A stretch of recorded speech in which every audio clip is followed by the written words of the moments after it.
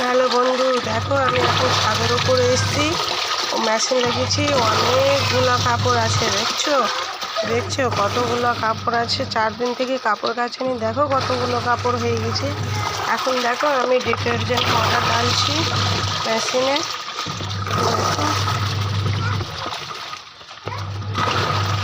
দেখো detergent powder ঢালছি।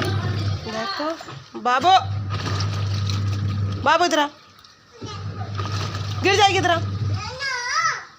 देखो আমি কাপড়